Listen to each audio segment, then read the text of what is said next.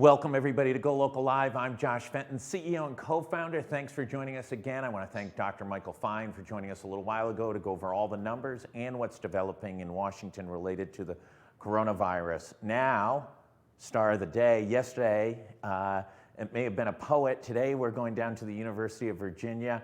The chair of the Political Science Department, Jennifer Lawless. Thank you so much for joining us. I'm happy to join you. Let's start with the biggest thing that happened yesterday, Amanda Gorman. It's pretty hard to be a bigger star than the new president of the United States at an inaugural event, but I don't know that anybody can remember exactly what Joe Biden said. Not that it was a bad speech, but Amanda Gorman blew the socks off everyone, and she now has a hashtag for her presidential run in 2036. She was incredibly impressive.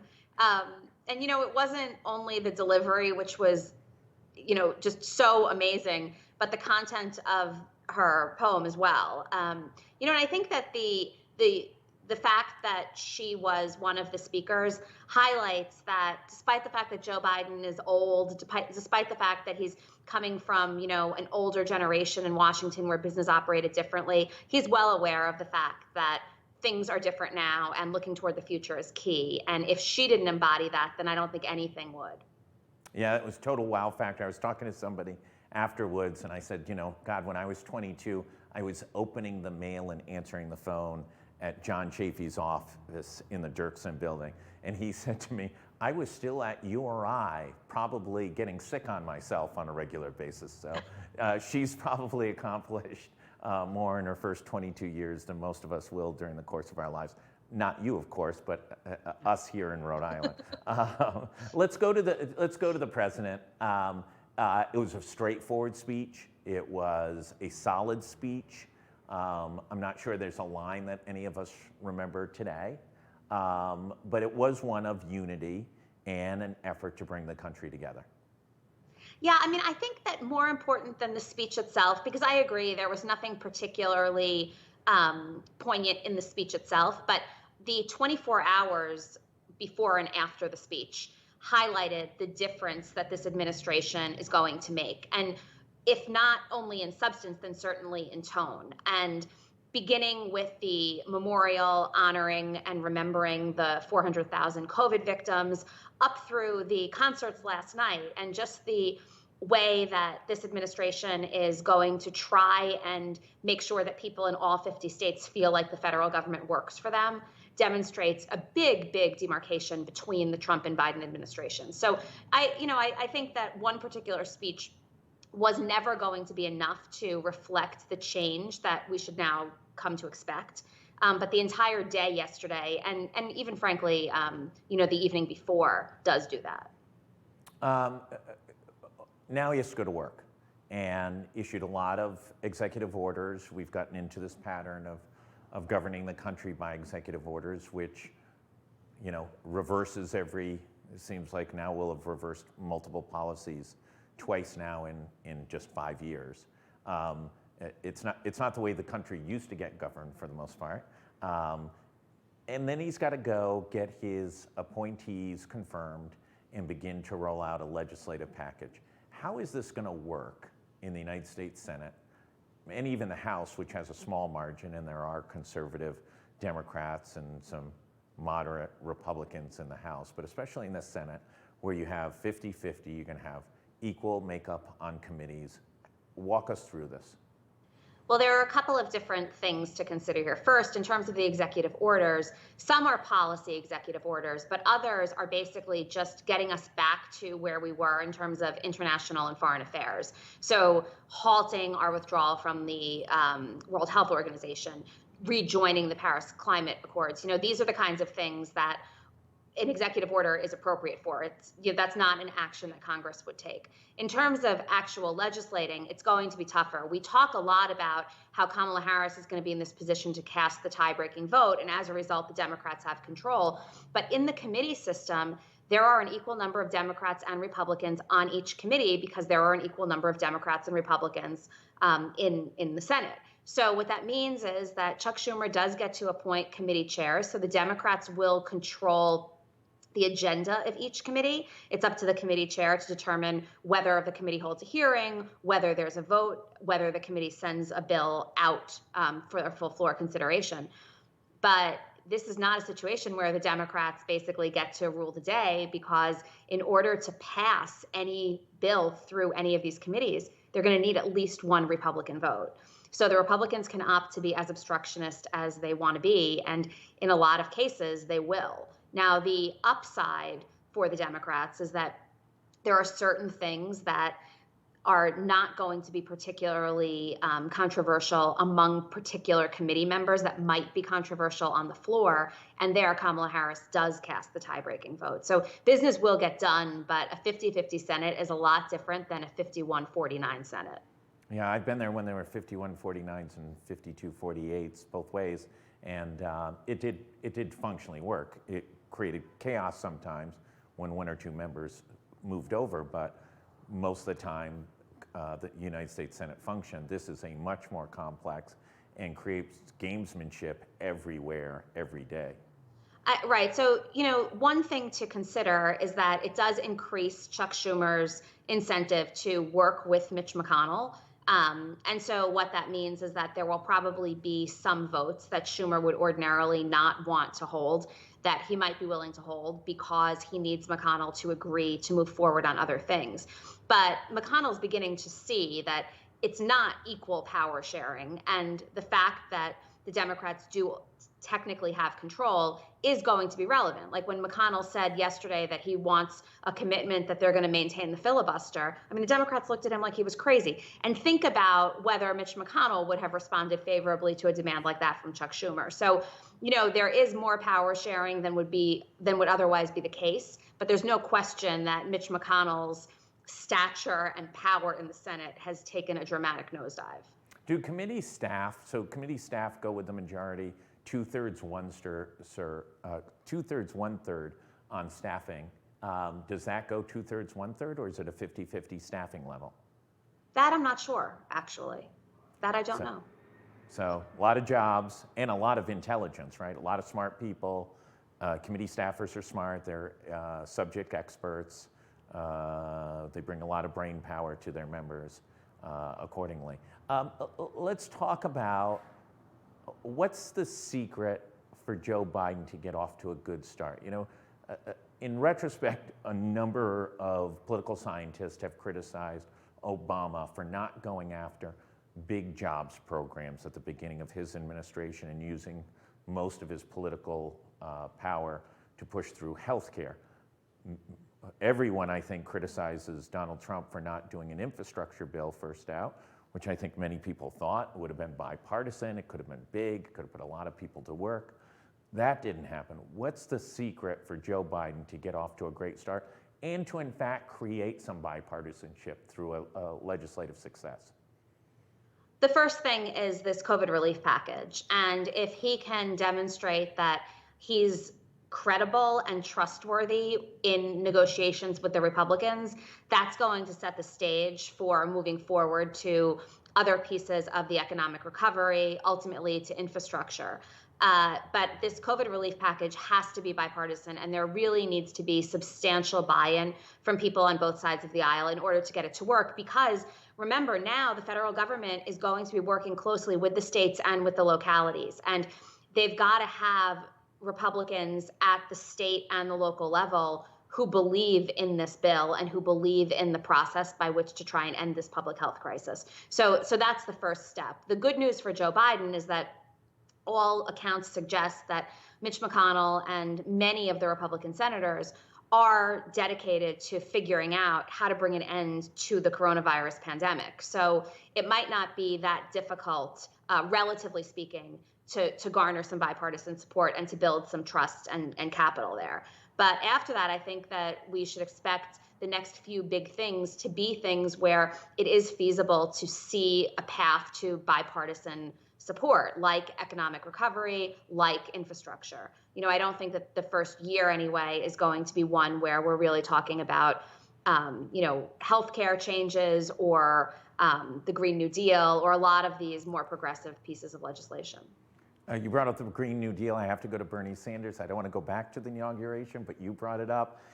America used to have this very elegant inauguration, Jackie Kennedy, Nancy Reagan, and yesterday we get Bernie Sanders. I loved it. I mean, it was perfect. It was quintessential Bernie Sanders, a grouchy old man sitting by himself on a chair, but happy to be there and willing to participate. We'll move along from there. Let's go to the trial. The impeachment will come over from the House, be delivered to the Senate in some short order. There's rumors that the Senate's going to do the most expedited trial in the history of the world, maybe only 3 days. There's lots of information out there. What's your take? What do you think takes place? And can they govern and conduct the trial simultaneously, like President Biden has suggested that the Senate take that up? Do business in the morning, do the trial in the afternoon.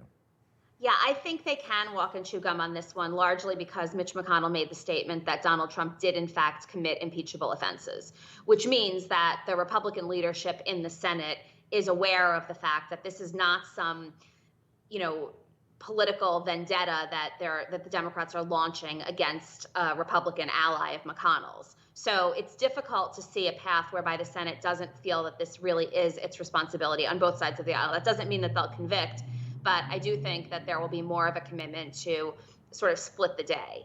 As far as the conviction is concerned, I really don't know what's going to happen. If you would have asked me 3 weeks ago if there was any chance, and then even 2 weeks ago, I would have said no. Now it looks like there potentially could be up to 20 Republican senators who, if the wind is blowing the right way that morning, could vote to convict.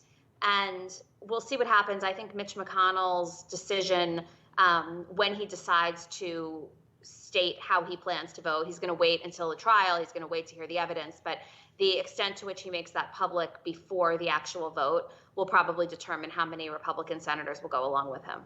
If Mitch McConnell votes to convict, is he removed and is he convicted and thus then potentially barred from ever running for federal office again? I think so.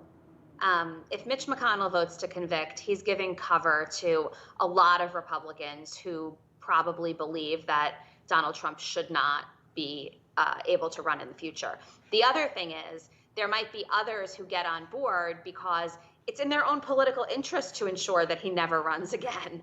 So, this is right. one of Listen, he can't beat them up. And by the way, if they have an interest, and the United States Senate is made up of 100 people, of which almost all of them think they should be president of the United States. So of the 50 Republicans, there has to be 17 who want to run for president in 2024.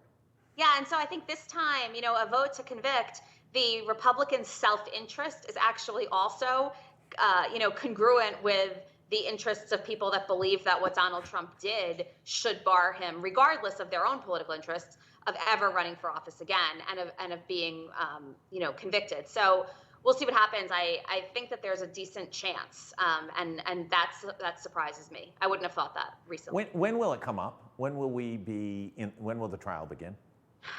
It's hard to know. Nancy Pelosi hasn't made clear exactly when she is going to send the article over. I would expect that it'll be relatively soon, but that some of the highest profile cabinet confirmations will happen first, just so that there's not just an acting government going on at this time, and also so that impeachment politics doesn't interfere with the confirmation process. But the flip side is, there's momentum. Do you want to screw it up by waiting too long and playing too many congressional games? Yeah, I think this is a matter of weeks, not months.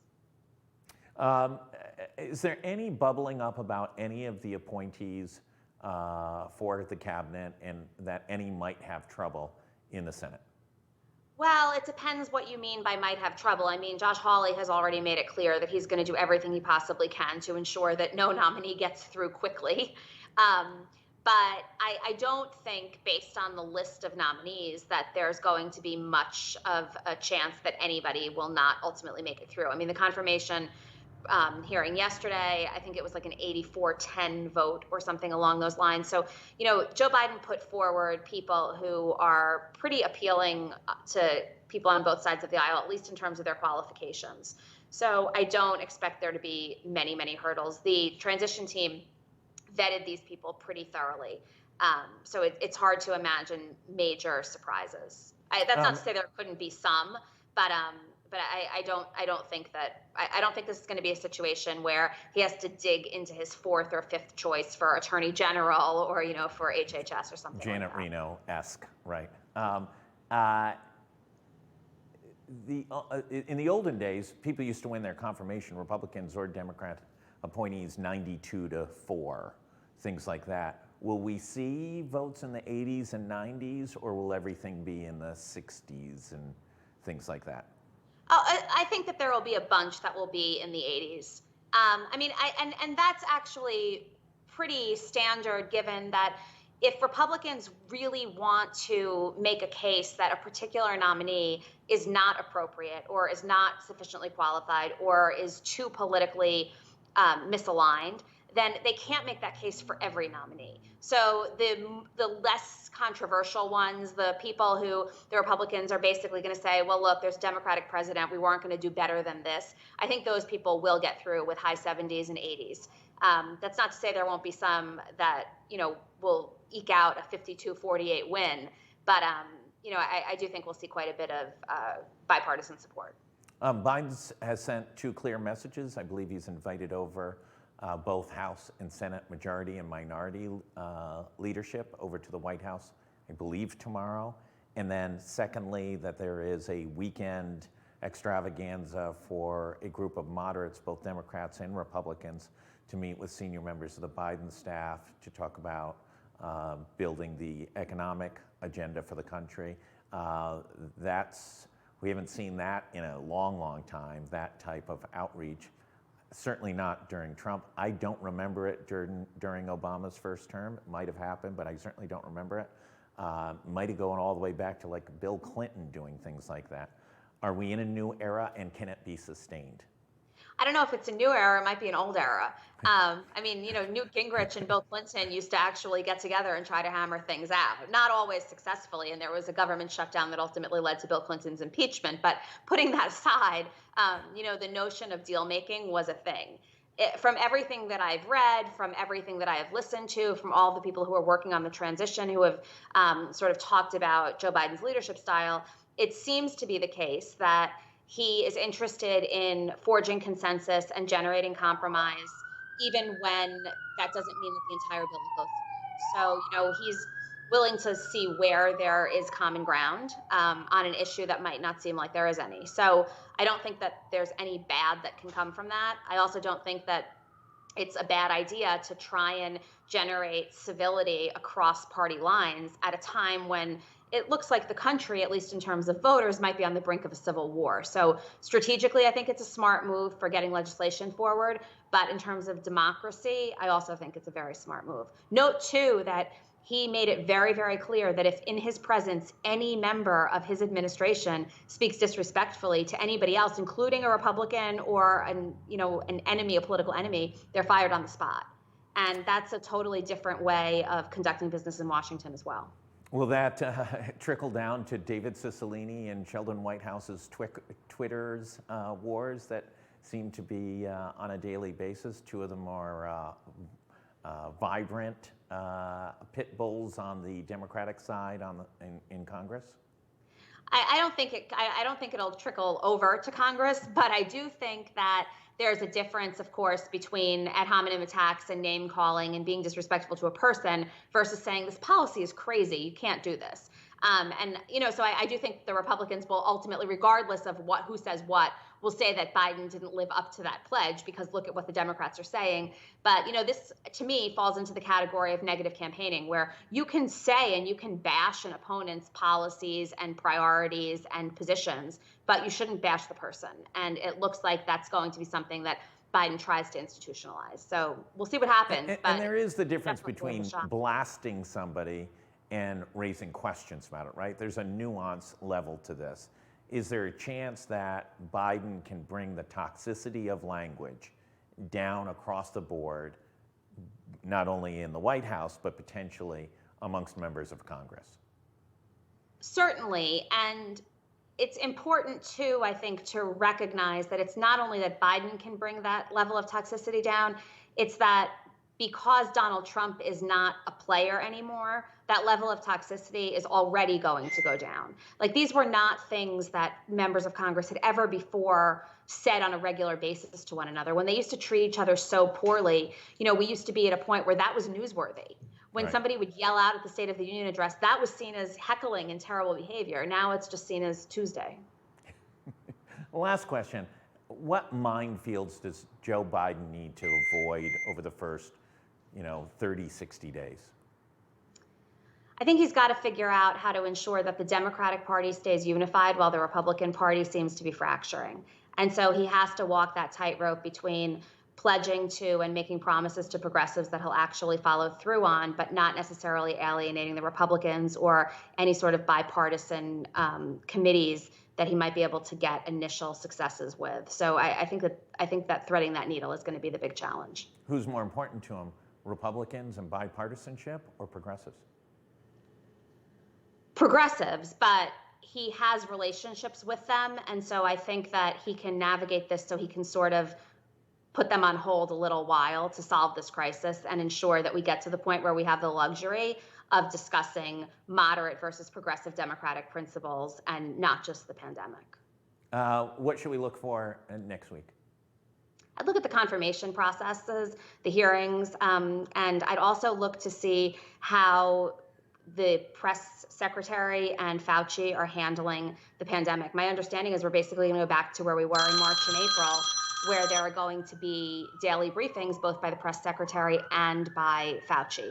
And, that's putting science forward and it's allowing reporters to answer actual questions. So I think it's going to be a sea change. Thank you very much, Professor, Chair of the Political Science Department at the University of Virginia, Jennifer Lawless. Thank you so much for joining us again this week. For everybody else, stay tuned, much more coming today. Stay safe, please wear your mask. We don't want to put you up on the horrible board of those who are hospitalized, those who are new cases, and sadly, over 100 people in Rhode Island died in the past 7 days due to the coronavirus. Please stay safe and stay tuned.